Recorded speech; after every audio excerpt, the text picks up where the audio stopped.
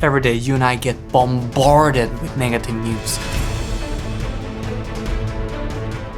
Just like the body becomes what we eat, the mind becomes what we're putting in. It is important to listen to stories that not only gives you hope, but also inspires you and uplifts you. In this podcast, we're interviewing experts who will break down the solutions to the world's most pressing problems. And I promise you, if you listen to this podcast, you will not only stay informed, but you will also feel more energy in your life. Welcome to Great.com Talks with.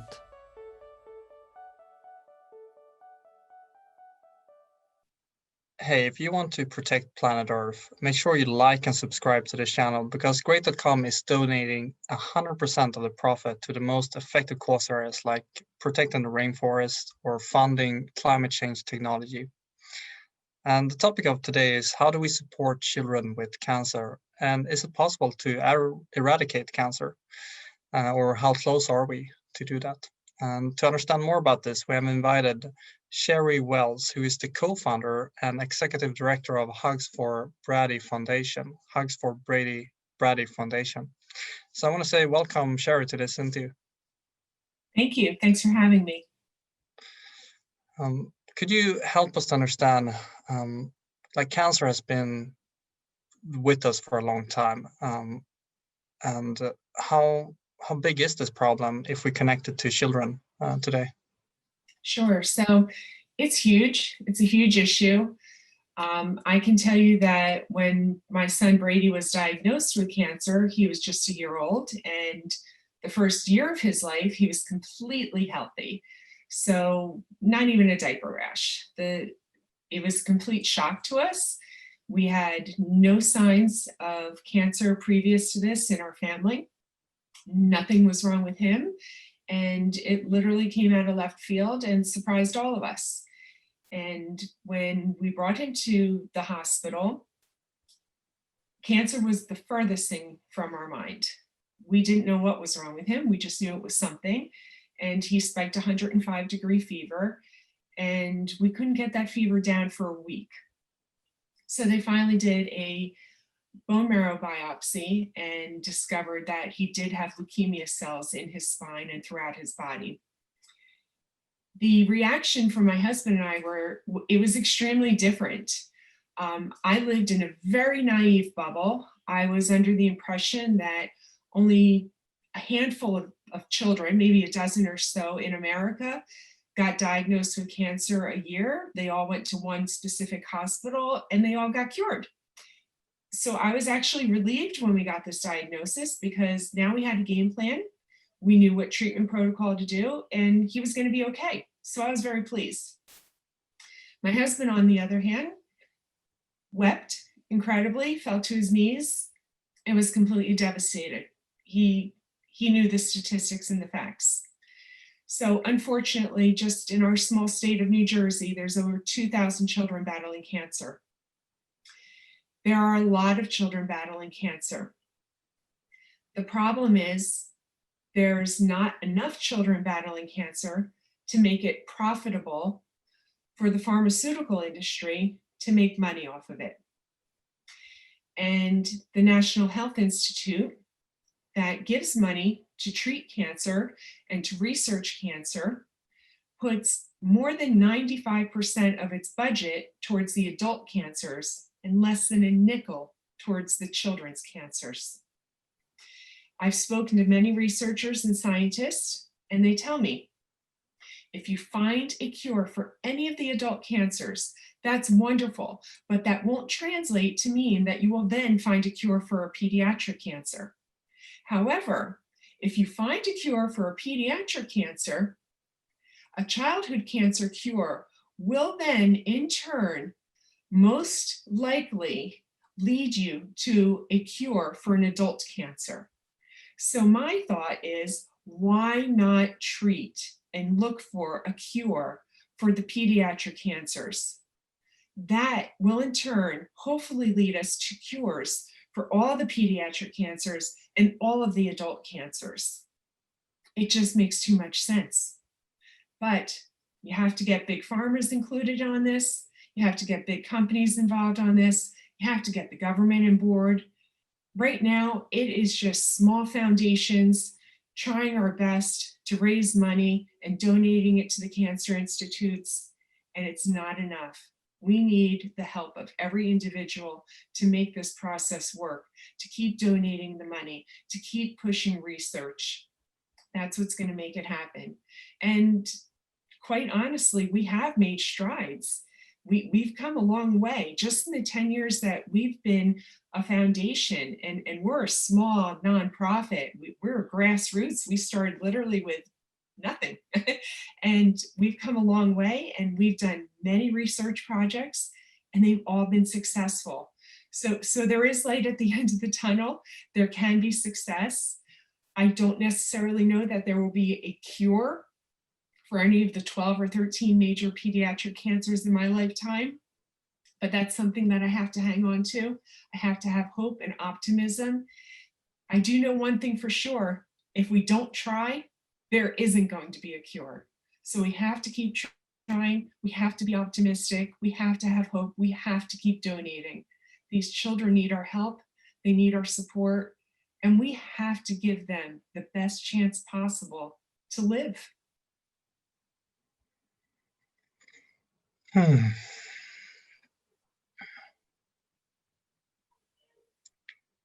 You really paint the picture there of the problem, the why you started with this. You lived through the experience of cancer.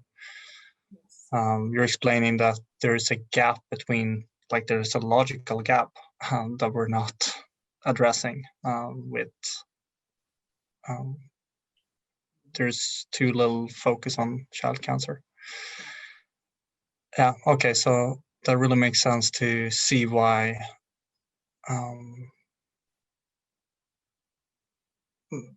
it kind of addresses the first question there. How big is the problem, or actually what needs to be done with the problem?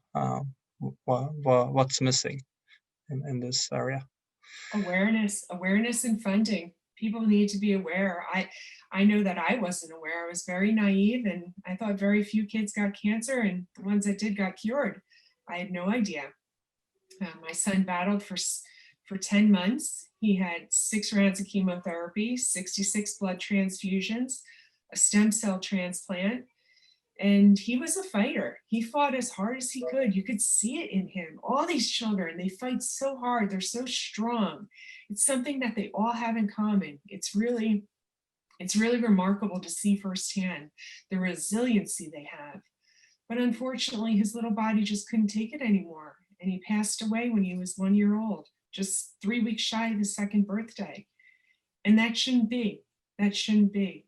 There's no need for it. So as a mom, as a parent, as somebody that knew nothing about cancer prior to this, I knew that I had to do something for all the other parents out there. This is just not acceptable.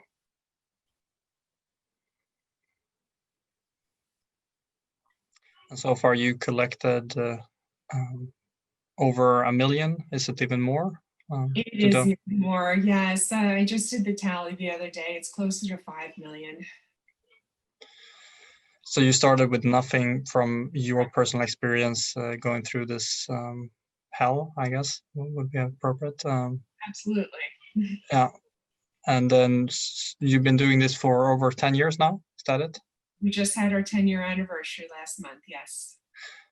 Okay. So then Hugs for Brady Foundation, or Brady, that's yes. Brady, right? What you're kind of helping to bridge is awareness for the people who are making science, donations for the actual cause to science. I guess you're also, I guess there's more to it when it comes to people who are actually living this right now. Support towards them. Could you tell us more about how does that look like when you support the families and support children? Yes. So when your child is diagnosed with cancer, immediately you find out that, well, typically both parents have to work. Both parents are, in America at least, are working couples, and one parent has to immediately quit their job. You don't get to choose who gets to quit their job, The parent that has the healthcare insurance has to keep working. The parent that doesn't have the healthcare insurance with their employer is the one that quits their job. So that's not even a choice you get to make. In our case, my husband had healthcare through his employer, so I was the one that stayed with Brady throughout his hospital stay. I was lucky enough that my parents lived nearby, so they were a huge help to me. My mom switched her hours at work, so she started working at 6 a.m., got off around 2:30, so she jumped in the car and immediately was with me in the late afternoon until the wee hours at night when my husband was able to join us around 7 p.m. at night so that I could catch him up on what happened throughout the day with surgeries and chemotherapy and x-ray, whatever needed to be done. It is very, very difficult on both parents because the one parent has to stay focused and keep their job because they need the healthcare insurance to pay for their child's treatment, and they can't be there for their child, and that's heart-wrenching. And the other parent feels very alone and a lot of pressure and has to make split-second decisions, sometimes life or death, on what treatment do they want for their child. The doctors leave it up to you and they give you several different options, and you can pick whatever option you want, whatever you think is the best decision for your child. And not knowing anything about chemotherapy or cocktails or radiation, it's a lot. It's very overwhelming, and you don't have time to read up on it. You're just making the best educated guess you can. And that's extremely stressful, all while trying to put on a very happy face in front of your child, even if they are just 1 year old. We had a rule that in Brady's room, we called it a no pollen zone, which meant that anytime you felt the tears welling up in your eyes, you had to leave the room immediately, because in front of him, we were all smiles, laughter, and happiness, because that's what he deserved. And if you had to cry, you were to excuse yourself and leave, because in front of him, he deserved the best. He deserved laughter. So keep the tears for when you had to leave, go to your car, go home. But in front of him, it was just laughter and joy and entertainment and jokes and just happiness, because that's what he deserved. So it's very stressful for both parents. And then you're working on one income instead of two. And then you're working on paying additional medical bills that you weren't anticipating. So a lot of parents end up in a situation where they can't afford to pay bills. Most do. Some end up in situations where they become addicted to things. And some end up, unfortunately, divorcing as well. So the stress of going through all that is very taxing on an entire family, especially if siblings are involved. And then if you add on top of that, unfortunately, some of the children don't make it. And that is beyond words on what it can do to a family. It can rip them apart. So we try to do whatever we can to make sure that we are there for them, especially financially, because if you can take off that financial burden, so much more of that stress is just relieved for that family. And they don't have to focus on paying their mortgage or their rent or their medical bills. They can focus on their child and what their child needs. And that's part of what we do.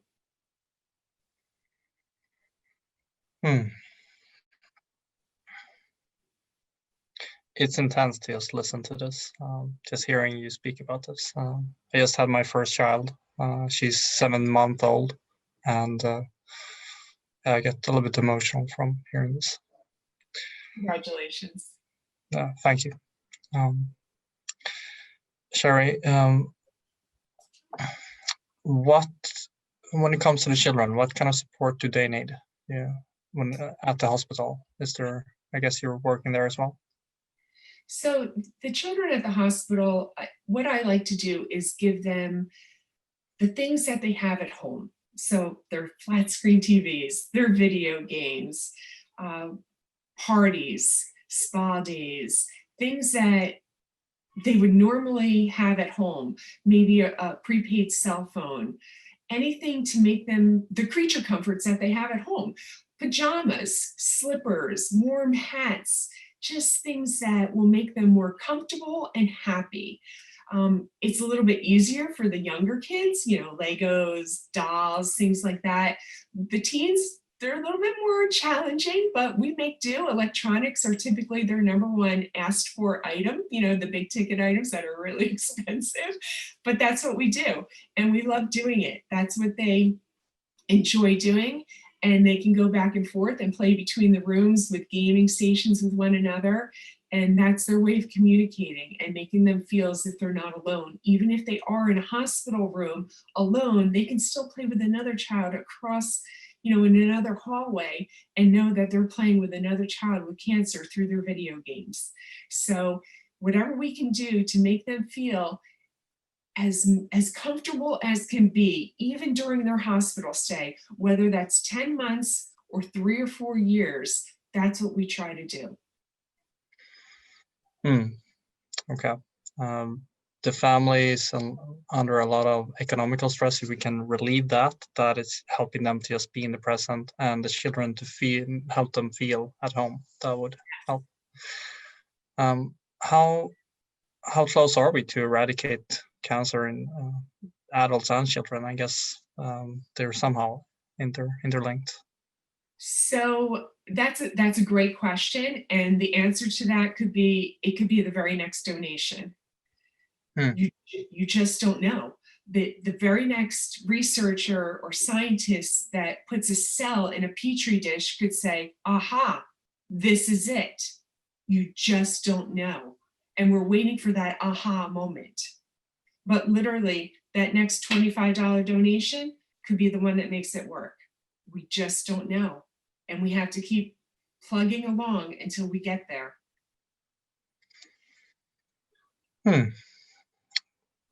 Is there anything around this topic where you would really want people to do? What would you recommend people to start doing after hearing this interview?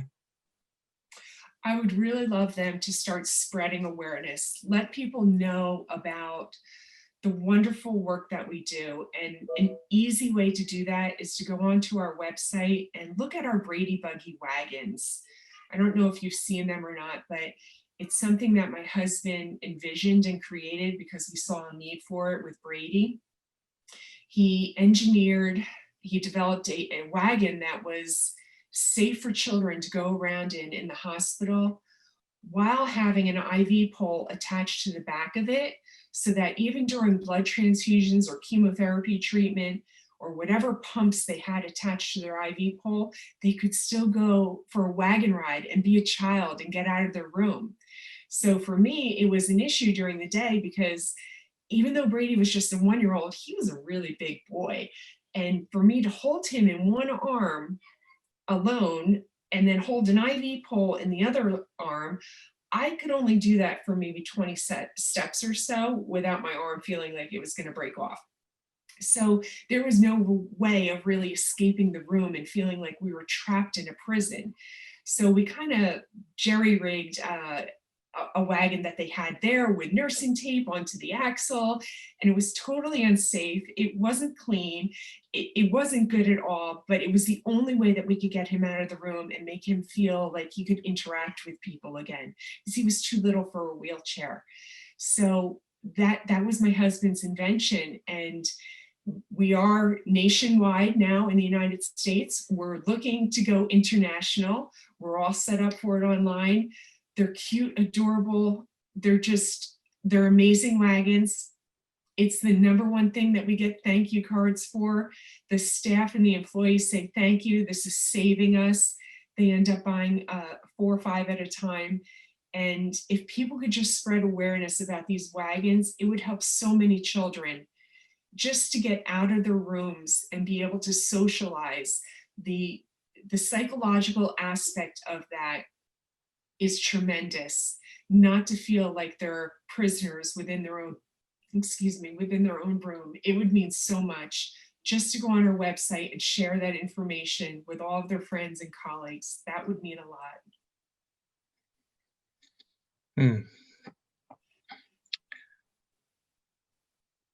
We're about to end this interview right now or soon. Is there anything else that you would like for people to understand about cancer in kids, kind of life situation? Anything else you want to address? It's a hard life. It's a very hard life, and the children don't deserve it. And what they deserve is for people to support them and to love them and to help them get through this. And together, I am sure that we can find a cure for this. We just need to pull our resources together. I know that we can't rely on the government, so we just have to do it as individuals. And together we can do it. We can make a difference. And if you go to our website, you can read our stories. We already are making a difference. Hugsforbrady.org, right? That's correct, yes. Thank you very much for taking the time to do this interview, especially during these times in extraordinary times, to help clarify. Yeah. Thank you for having me, and thank you for listening to my story. I really appreciate it.